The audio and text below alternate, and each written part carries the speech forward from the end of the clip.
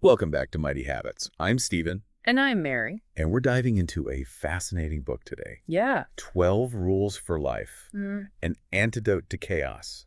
By Jordan Peterson. Now, 12 rules, that might sound I'm a little preachy. a bit much, right? Yeah. But trust me, Peterson's approach is Anything but. really insightful, thought-provoking. Yeah, it's not your average self-help book. It's not, and we wanted to focus this deep dive on how Peterson's ideas can help you break free from those everyday ruts and create a more meaningful life. Because he really tackles these big questions about meaning and purpose and just how to navigate the world.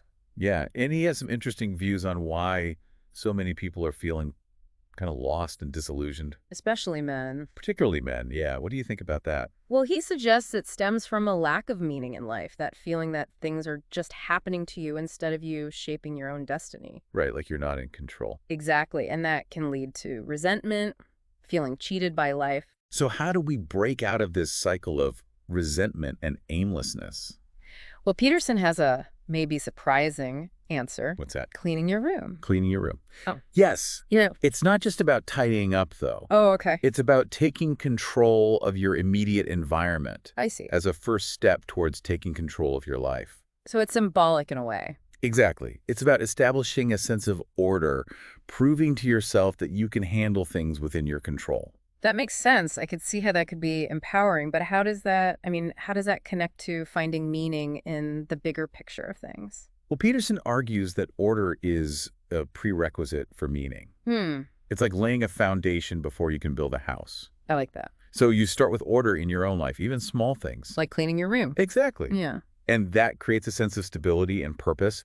From there, you can start tackling bigger things, goals that feel meaningful to you. Like a ripple effect, starting small can give you momentum. So it's not just about a clean room. It's about, It's about a mindset shift. yeah. And Peterson, he doesn't stop there. He gets into values, beliefs, even religion and myth. It might sound a bit surprising in today's world. It does. But he argues that humans have always searched for meaning through stories and traditions. Like we need a framework to understand the world. Exactly. We need that sense of belonging and purpose.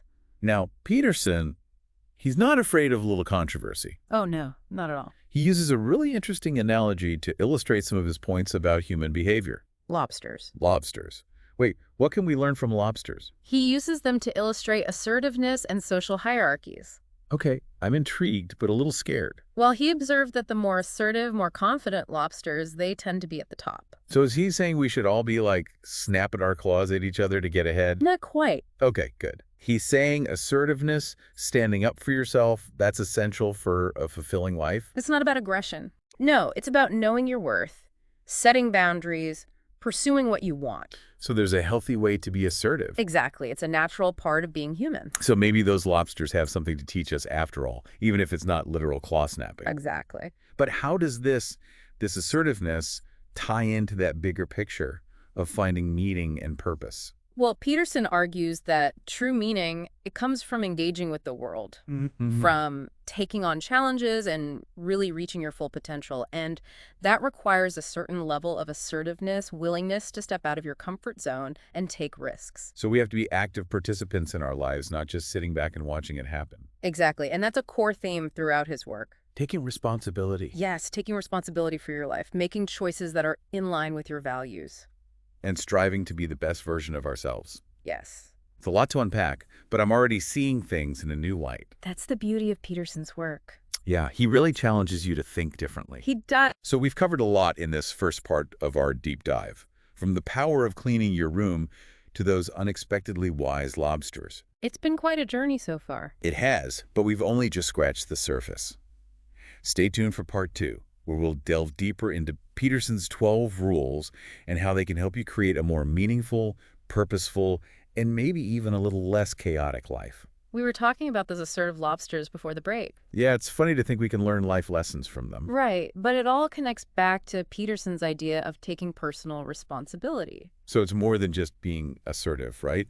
What does he really mean by taking responsibility? Peterson argues that taking responsibility is about setting yourself up for success, both personally and professionally. Like you're investing in yourself. That's a great way to put it. He encourages you to see yourself as a valuable asset, worthy of that investment. So how do we do that? How do we invest in ourselves like that? It's about identifying your strengths and weaknesses and constantly striving to improve. So it's a continuous process. It is, and Peterson believes that kind of self-improvement doesn't just benefit you, it benefits society as a whole. It's like a ripple effect, right? Precisely. So it's not just about self-interest, it's about becoming a better person so you can contribute more to the world around you. That's a core idea for Peterson. He believes that a truly meaningful life is one that's oriented towards something larger than yourself. Like family, community, or a cause you're passionate about. Exactly. Some people view Peterson as being a little too focused on traditional values, like he's trying to turn back the clock. It's true that he draws inspiration from traditional wisdom and those classic archetypes, Yeah. but to say he's simply nostalgic, I think that's a misinterpretation. So it's more nuanced than that.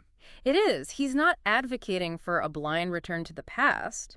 What he's trying to do is identify those timeless principles, those fundamental truths about human nature that have guided us for centuries. So he's not saying we should all abandon technology and go live in log cabins. But there are certain truths about human nature that are still relevant today, regardless of how much the world changes. Exactly.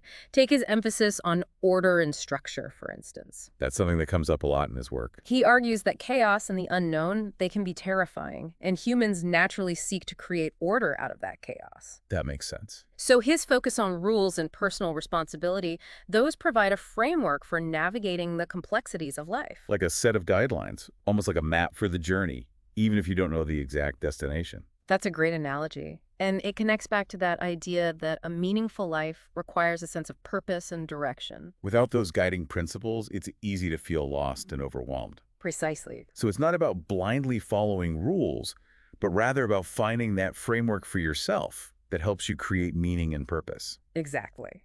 And Peterson believes that this journey of finding meaning, it often involves confronting your own limitations and vulnerabilities. Like facing your fears. Yes, he calls it the shadow self, those darker aspects of ourselves that we tend to hide or suppress. We all have those. We do.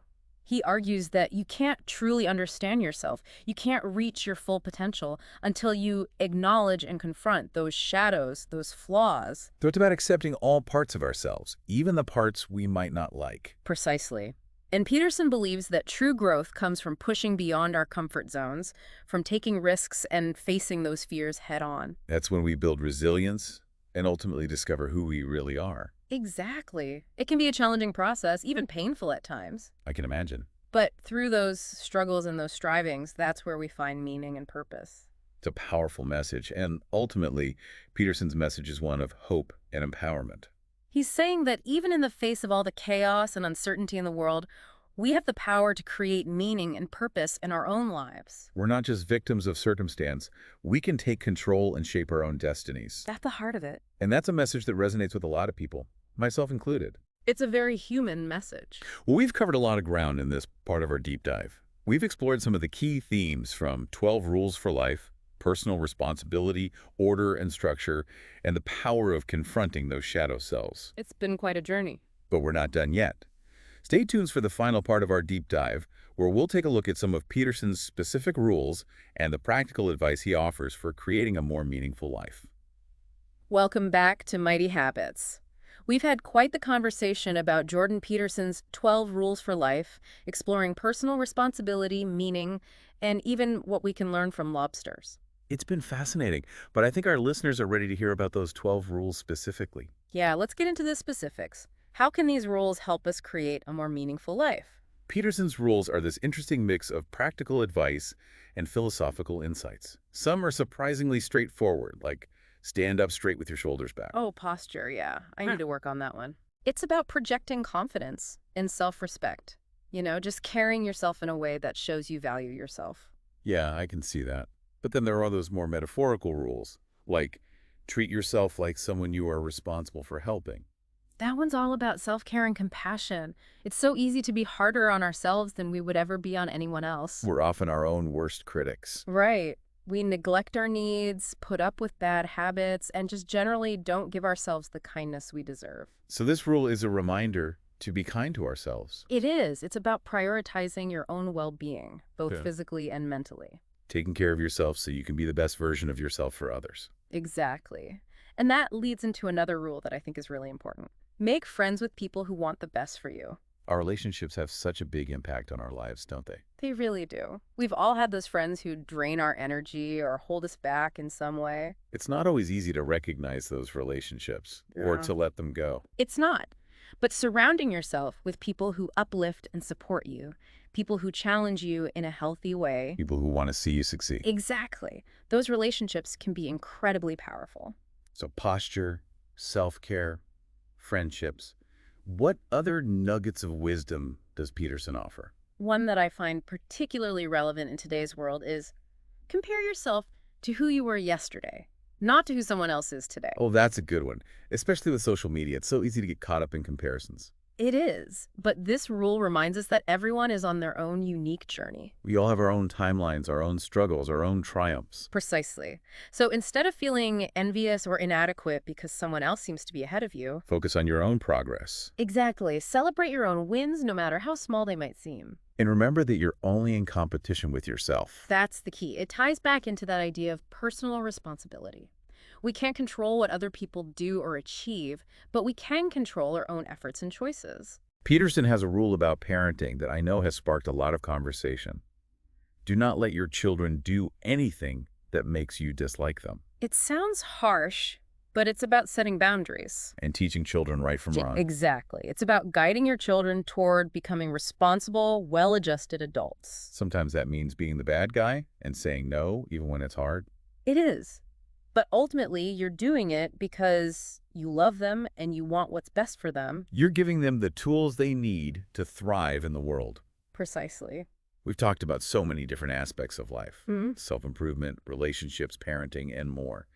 Is there a common thread that runs through all of Peterson's 12 rules? What's the overarching message he's trying to convey? If I had to sum it up, I'd say Peterson's 12 rules are a roadmap for living a meaningful and fulfilling life. It's about taking responsibility for yourself, your choices, and your impact on the world. And it's about striving to be better, not just for yourself, but for the benefit of everyone around you. It's about finding that sense of purpose that gives your life direction. It's been an amazing conversation, really thought-provoking. Peterson's work certainly challenges you to think differently. If you're intrigued by Peterson's ideas and want to explore them further, I highly recommend picking up a copy of 12 Rules for Life. You might not agree with everything he says, but it's guaranteed to make you think. And for more deep dives on all sorts of fascinating topics, be sure to subscribe to Mighty Habits. We're always exploring new ideas and having these kinds of thought-provoking discussions. We'd love for you to join us on the journey. Until next time, keep those minds mighty.